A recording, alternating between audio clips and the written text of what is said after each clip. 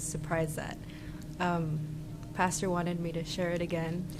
أنا شاركت باختباري لما وقت المعمودية، لكن وفوجئت إن القسيس عايزني أشارك مرة تانية. To be honest, I don't really like public speaking. I'm very shy. الحقيقة أنا خجولة وما أحبش أتكلم للناس.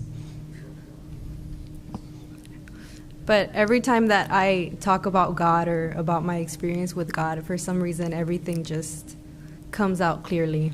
لكن كل مرة بتكلم فيها عن الرب وخبرتي معاه الكلام بيطلع بسهولة. And I know that's the Holy Spirit guiding me because He is the one that talks through me and uses me for His glory. وأنا أثق إنه ده روح الله هو اللي بيقودني وبيعمل لمجده. I was born in Mexico and I came here when I was 5 years old. ولدت في المكسيك وجيت هنا في عمر 5 سنين. And I came here illegally, so in the United States it's considered really bad, and you're denied a lot of opportunities because of that. وجيت بطريقة غير قانونية وكتير بينظروا لده إنه شيء مش صالح وبتسبب مشاكل كتير. Also, when I was 7, my parents were separated. لما بقيت 7 سنين بابا وماما افترقوا عن بعض. I was the oldest, so I didn't know who to go to or who to talk to about it. وما كنتش أعرف أروح أكلم مين وأقول له على المشاكل دي.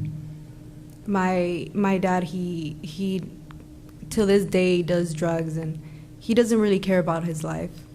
أبويا لغاية دلوقتي بيستخدم مخدرات وما يعرفش أي حاجة عن العائلة.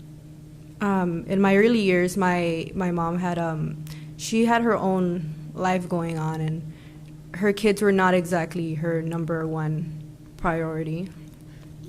في السنين الأولى أمي ما كانتش تعرف كتير تهتم كتير بالعيلة، كان ليها حياتها الخاصة بتهتم بيها. So since I was 7, I was sad all the time. I didn't have anybody to go to. I didn't have anybody to talk to or trust. من سن 7 سنين كنت حزينة دايما وما عنديش أي حد أثق فيه أقدر أتكلم معاه. We didn't have any money. I lived in a garage for many years. Food was very limited. I mean, to me, a gallon of milk it's like a big deal for me. ما كانش عندنا فلوس وكنت عايشة في جراج لمدة طويلة، والأكل كان محدود جدا، وكان جالون من اللبن يساوي كتير جدا بالنسبة لي. I was raised Catholic, so my whole life I believed there was a God. عشت كاثوليكية وفي كل حياتي ما كنتش أعرف إنه في الله. So at night, since I was 7, at night I would always pray to him, crying, asking him, why is this happening to me? Why? وأنا 7 سنين كنت أصلي وأصرخ وأقول ليه بيحصل ده ليا؟ ليه؟ Why don't I get a childhood like the rest of my friends in school? ليه ما أعيش زي أي طفل تاني في المدرسة؟ I would ask him, what's going on? Like where are you? Can you help me? كنت أسأله إيه اللي بيحصل في حياتي؟ ليه مش بتساعدني؟ And my life continued to just get harder and harder up to high school.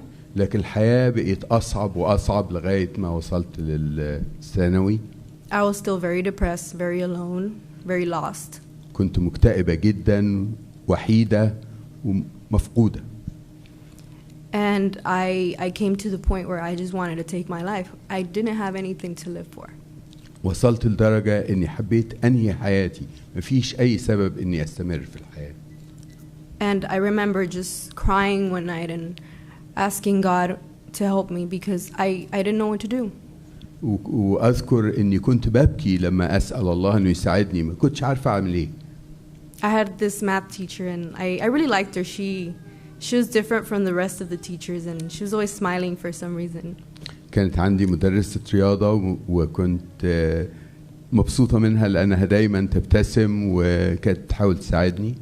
One day I went after school to talk to her about tutoring. في يوم رحت لها بعد المدرسة عشان أتكلم عن تدريس.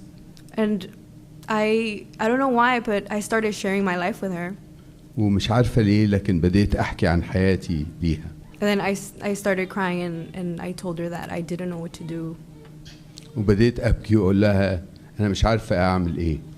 Then she prayed with me and told me that God knows what he's doing and he loves us regardless of what has happened and he's in control of everything.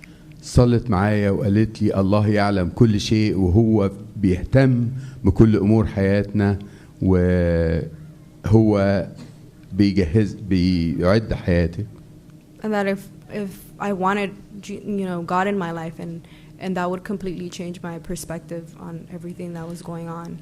فحبيت ان الله يجي في حياتي لان ده هيغير نظرتي عن كل حاجه تقول بعيش فيها. I prayed with her and at that moment I felt 1,000,000 pounds lighter. صليت معاها وفي الوقت ده شعرت اني 1,000,000 رطل اخف مرفوعه. I felt as light as a feather, as if everything that has ever been worrying me or making me sad or scared had just completely disappeared. شعرت زي الريشة وإن كل شيء كان بيؤلمني وبيخليني حزينة انتهى. I have never felt that way before and to this day I always remember that moment. عمري ما شعرت لغاية النهاردة بالشعور ده. لما أذكر الوقت ده كان شعور غريب جدا. So then she invited me to this church and she's here at Fatin Fahmy and I love her so much. بعد كده دعتني للكنيسة يا فاتن فهمي. And on March 26 was actually my 3rd year coming here. وفي مارس 26 كان ثالث سنة ليا في الكنيسة. But when I started going to church I saw everybody was so friendly and just so different from everyone else. لما جيت للكنيسة شعرت إن كل واحد صديق وحلو وحبيت الناس في الكنيسة. I was like, wow, like why is everyone smiling all the time? Why is everyone so happy? Like تساءلت ليه كل واحد مبسوط وابتسامته عريضة وكل واحد بيحاول يساعدني. I wanted that. أنا حبيت ده. So I started reading the Bible and I remember every night I would read it and I would be so enthusiastic about it. Like what's next? What's going to happen next? بديت أقرأ الكتاب وكل ليلة أقرأ الكتاب وكنت أشعر بشغف وإيه اللي جاي بعد كده. I wanted to get to know God more and more and more. حبيت أعرف أكتر عن الله. And then I just found myself just finding so much peace and just joy. ولقيت نفسي بأخد سلام وفرح في حياتي. And things in my life just started getting harder and harder and harder. والأمور في حياتي بقيت أصعب وأصعب وأصعب. But instead of getting sad and depressed, لكن بدل ما أبقى مكتئبة وغير سعيدة I was happy. كنت سعيدة. Because I knew that it was from God. لأني عرفت إن ده من الله. And I know that the good parts about my life and the bad parts about my life are from God. عرفت إنه الأشياء السعيدة في حياتي والأشياء الغير صالحة كلها من الله. And when I see it from that perspective, it just makes me understand that God knows what He's doing. لما ببص لها بالطريقة دي بأشعر إن الله يعلم ماذا يفعل وبيعمل الصالح. And He had prepared a plan for me. هو بيعد خطة ليا. I always say, who would have thought a Mexican girl that lives in Los Angeles that's poor ended up here in a church in Long Beach with people from Egypt that are just so beautiful inside and out. كنت استغرب بنت مولودة في المكسيك وتعيش هنا في لوس أنجلوس وفقيرة لكن تنتهي في كنيسة في لونج بيتش مع مصريين وهم الناس ممتازين. That was definitely God's hand. It wasn't anyone else. ده كان من إيد الله مش في إيد حد تاني. I went to a really bad high school. أنا كنت في مدرسة ثانوية رديئة. And by God's grace, I ended up in a good university. لكن بنعمة من الله أنا دخلت كلية ممتازة. And I also know that was God's plan for me.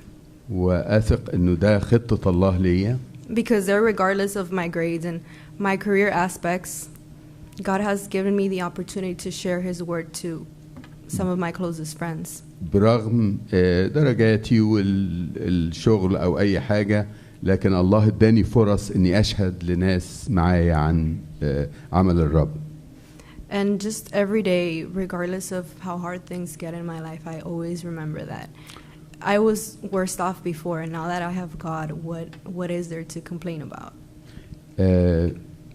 مهما تكون الأمور صعبة في حياتي، لكن أنا أعلم إنه ده من الله، والله بيعمل ما هو صالح في حياتي. أنا كنت في أمور أصعب من كده، لكن دلوقتي أشكر الله ده كله بسببه.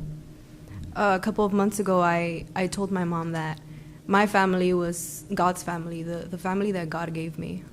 من شهرين قلت لأمي إنه عائلتي هي عائلة الله، العائلة اللي الله ادهاني. And to me, it was just a comment, just a conversation I was having with her. And turns out, a couple of days later, she told me, I want to be part of that family. I want to be part of your God's family, and I want to start reading the Bible more and get to know God more.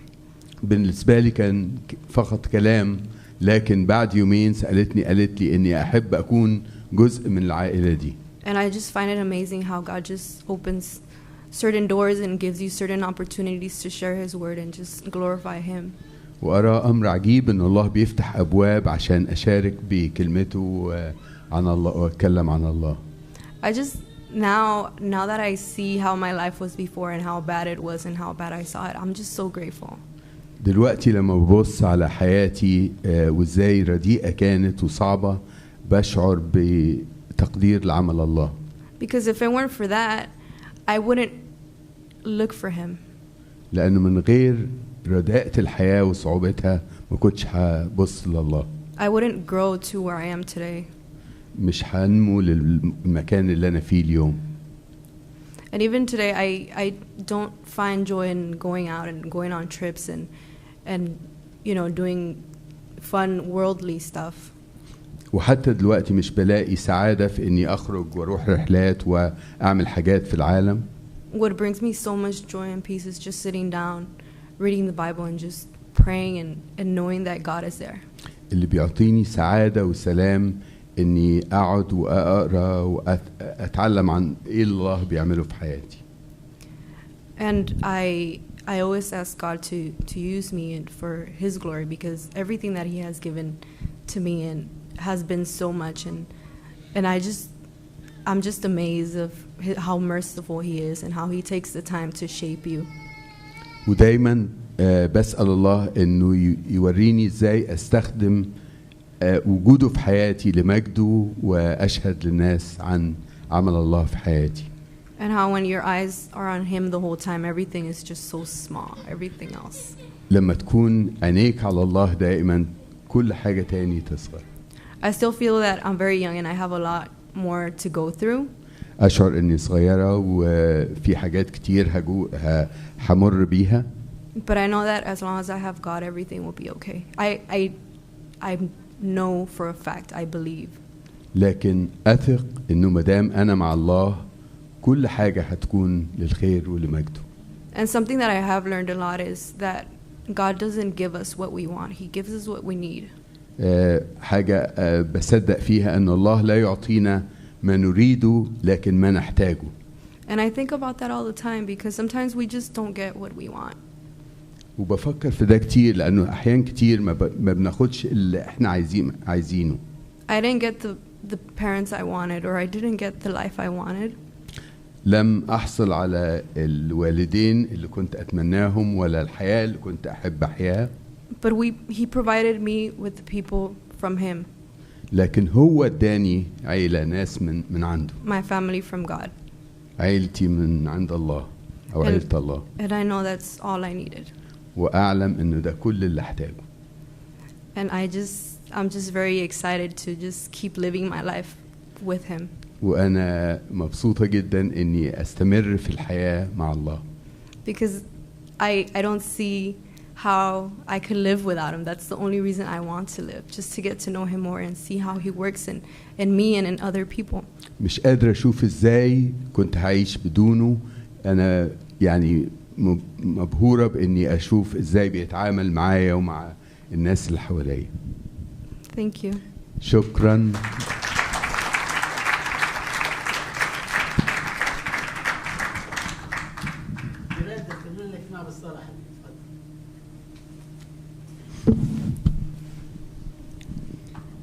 أبونا السماوي، من أعماق قلب نشكرك يا رب من أجل محبة أبدية أحببتنا، من أجل ذلك أدمت لنا الرحمة.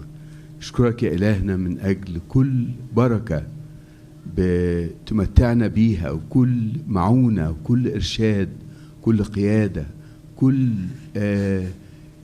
علاقات بتضعها في حياتنا يا رب، وكلمتك اللي هي سراج لأرجلنا ونور لسبيلنا. أشكرك يا رب من أجل المؤتمر ده، ونصلي إنك تستخدمه سبب بركة في حياة كل شخص موجود هنا يا رب. اتمجد في وسطنا واسمعنا صوتك، واجعل كلمتك تدخل فينا وتغير في حياتنا وتقودنا لأن نكون الأشخاص اللي أنت عايزنا نكونهم، وإنه بذلك يا رب يتحقق الأمل اللي أنت شايفه فينا والخطة اللي أنت وضعتها لكل واحد مننا. نشكرك يا رب من أجل عملك، ونثق إنك هتستمر تباركنا وتعطينا أكثر جدا مما نسأل أو نطلب أو نفتكر بحسب غناك في المجد. بارك يا رب كلمتك في فم اللي تستخدمهم معانا، بارك الشباب، بارك مدارس الأحد، بارك الجميع يا رب، واعطينا أن نشعر بأنك موجود وأنك فعلا تريد أن تباركنا وتريد أن تشبع قلوبنا. لاسمك الكريم المبارك نقدم كل مجد وشكر وإكرام من الآن والأبد، آمين.